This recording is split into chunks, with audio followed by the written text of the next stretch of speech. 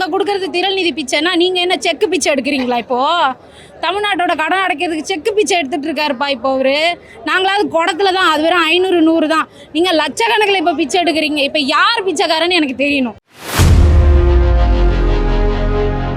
திரள்நிதி பற்றி கேட்டிங்கல்ல, இப்போ எனக்கு ஒரு கொஸ்டின் இருக்குது. நாங்கள்லாம் திரள்நிதி எங்கள் காசுலேருந்து கொடுத்தோம். அதை திமுகலேருந்தோ அதிமுகலேருந்தோ இல்லை உங்கள் கட்சி, அது என்ன கட்சி, தாவேக்கா, அந்த கட்சியிலேருந்தோ ₹1 கொடுக்கல.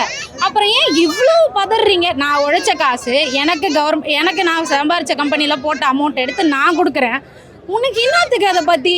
நீங்கள் கொடுத்தா ரோடாக சுற்றுறீங்க, தர்பூசணி வாங்கி கொடுக்குறீங்க, ஏதோ இப்போ 1.5 லட்ச ரூபா செக் அனுப்புறீங்க. இதே இந்த கணக்கில் எடுத்துகிட்டு போய் எழுதுறது. நாங்கள் கொடுக்கறது திரள் நிதி பிச்சைன்னா நீங்கள் என்ன செக்கு பிச்சை எடுக்கிறீங்களா இப்போது? தமிழ்நாட்டோட கடன் அடைக்கிறதுக்கு செக்கு பிச்சை எடுத்துகிட்டு இருக்காருப்பா இப்போ அவரு. நாங்களாவது குடத்துல தான், அது வெறும் 500 100 தான். நீங்கள் லட்சக்கணக்கில் இப்போ பிச்சை எடுக்கிறீங்க. இப்போ யார் பிச்சைக்காரன்னு எனக்கு தெரியணும். 1000 500ன்னு கேட்குறவன் பிச்சைக்காரனா, லட்சத்தில் கேட்குறவன் பிச்சைக்காரனா? ஏன் அவரோட காசு 400 கோடி இருக்குல்ல, எடுத்து கொடுக்க வேண்டியது தானே? ஓரளவுக்கு மேலே என்னத்தை செய்ய போகிறோம்? அந்த 400 கோடி எடுத்து கொடுக்கலாம். நம்மளுக்கு தான் பொண்டாட்டி இல்லை, புள்ள இல்லை, அம்மா அப்பாவே வேறு இடத்துல தான் இருக்காங்க. பனையூர் பங்களா மட்டும் வச்சுட்டு மிச்சத்தெல்லாம் கொடுக்க வேண்டியது தானே தமிழ்நாடு கவர்மெண்ட்டுக்கு. எதுக்கு வச்சுட்டு இருக்கீங்க? 2009 நடந்துதான் மக்களுக்கு, தமிழ் மக்களுக்கு கொடுமை.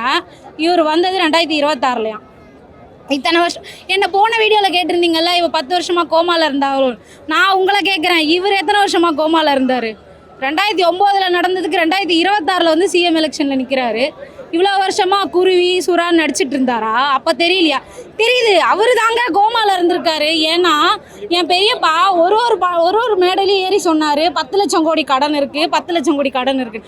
அப்போல்லாம் சிஎம்க்கு கோமாவில் இருந்திருக்காருங்க. முதலமைச்சர் பதவி ஏற்கிற ஷோவில் வந்து, அது ஷோ தான் ஆக்சுவலாக, ஏன்னா அது பதவியேற்பு விழா இல்லை, அங்கே நடந்தது ஷோ. விட்டுருந்தா இவங்க வந்து தமிழ் தாய் வாழ்த்து முதல்ல பாடியிருப்பாங்களாம். ஆளுநரோட கோரிக்கைக்காக தான் இவர் வந்து 3ஆவதாக தள்ளிக்கினாராம். நாளைக்கு ஆளுநர் என்ன வேணால் சொல்லுவார், எல்லாத்தையும் கேட்க ரெடியாக இருக்கிறீங்களா? பிஜேபியிலேருந்து 4-5 கோரிக்கை வரும், எல்லாத்தையும் கேட்க ரெடியாக இருக்கீங்களா?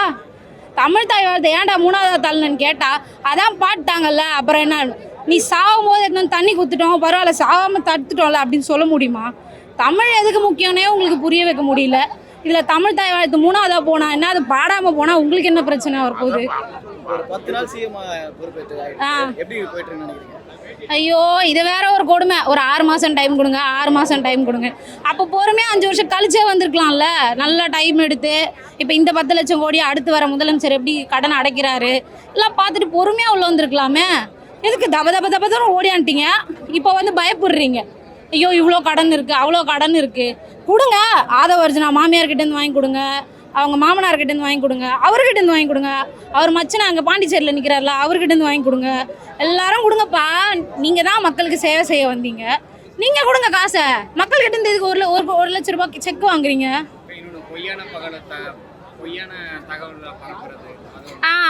ஏன்ப்பா ஃபேக் நியூஸாக பரப்பிட்டு இருக்கீங்க? விவசாயம் நாங்கள் பண்ண சொன்னால் உங்களுக்கு காமெடியாக இருக்கும், நீங்கள் மொட்டை மாடி தோட்டம் பண்ணுவீங்க, அது மட்டும் உங்களுக்கு நல்லா இருக்கும். கேட்டால் எதுக்கு இப்போ டிவி பேசுறீங்க? டே, நீங்கள் தான் பண்ணிட்டு இருந்தீங்க 2 வருஷம் முன்னாடி வரைக்கும். இன்றைக்கி காலையில் நியூஸ் பார்க்குற ஒரு பொண்ணை ஒருத்தன் கல்லாலே அடிச்சு கொண்டுட்டாங்க. எங்கே போச்சு சிங்க பெண்கள் பாதுகாப்பு படை? அப்போ ஃபர்ஸ்டே 2 வருஷமாக இதை பிடுங்கிருக்க வேண்டியது தானே, எல்லாத்தையும் ப்ரிப்பேர் பண்ணிட்டு. ஏடிஎம்கே ஆட்சியில் நடந்திருக்கு. இப்போ நாங்கள் சொல்லி தான் ஏடிஎம்கே தப்புன்னு உங்களுக்கு தெரிய தேவையில்லை, நாங்கள் சொல்லி தான் டிஎம்கே தப்புன்னு உங்களுக்கு தெரிய தேவையில்லை. இதுதான் புதுசாக வருது, இதை இவ்வளோ பேர் நம்புறாங்கன்றதுக்காக தான் இது தப்பு, இதை நம்பாதீங்கன்னு சொன்னோம். இப்போ என்ன பண்ணீங்க? எங்களுக்கு சிலிண்டர் வேணாண்ணா, எங்களுக்கு நகை வேணாண்ணா, உங்களுக்கு எதுவுமே வேணாம், சிஎம்மே வேணாங்க, நம்மளுக்கு நம்ம ஜாலியாக இருப்போம், யாராண்டா என்ன நம்மளுக்கு. இப்போதோ மேடம் வராங்க, எனக்கு ஒன்றும் புரியல, இங்கே இத்தனை பேர் பசியும் பட்டினியுமா வாழ்கிறாங்க, இதுக்கெல்லாம் உங்களுக்கு அழ வரல. கருப்பம் படம் ரிலீஸ் ஆகலையாங்க, சூர்யா அழுதான் பிரச்சனை இருக்குது, அதுக்கு ஆர்ஜே பாலாஜி அழுதா அதில் ஒரு நியாயம் இருக்குது. நீங்கள் ஏன்டா அழுறீங்க? ப்ரொடியூசர் பிரச்சனை, அது ஆக்டரோட பிரச்சனை, டைரக்டரோட பிரச்சனை, அது நீங்கள் எதுக்கு அழுகுறீங்க? இங்கே இத்தனை பேர் கொண்டு போச்சு, அதுக்கு அழ வரல. அந்த படம் ரிலீஸ் ஆகலன்னு தான் உங்களுக்கு அழ வருது. இப்போ தெரியுதா நீங்களாம் எது பின்னாடி ஓடிட்டு இருக்கீங்கன்னு? Cinema cinema cinema. நான் கேட்குறேன், விஜய் வீட்டில் 10 நாள் சோறு இல்லாமல் என்ன பார்த்துருக்கீங்களா? அவர் நடிப்பாரு, அவருக்கு பணம் வரும், அது மூலமா ஒரு தேவையெல்லாம் அவர் பூர்த்தி பண்ணிப்பாரு.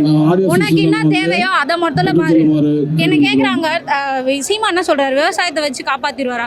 சரி, நான் கேட்குறேன், உங்கள் தாத்தா பாட்டிலாம் என்ன பிச்சை எடுத்தாங்க, விவசாயம் பண்ணி தானே தின்னாங்க. இன்னைக்கு நீங்கள் கார்பரேட் கம்பெனிக்கு அடிமை ஆகிட்டீங்க. ஆக்சுவலாக வேற யாரும் கார்பரேட் கம்பெனிக்கு அடிமையாகல, ஓட்டு போட்டிங்கல்ல அந்த 1.5 கோடி பேர், நீங்கள் தான் கார்பரேட் கம்பெனிக்கு அடிமையாக இருக்கீங்க. கார்பரேட் கம்பெனிஸ் பின்னாடி போனவன் வாழ்ந்ததா சரித்திரமே கிடையாது. சீக்கிரமே உங்களுக்கான அழிவு காலம் வரும்.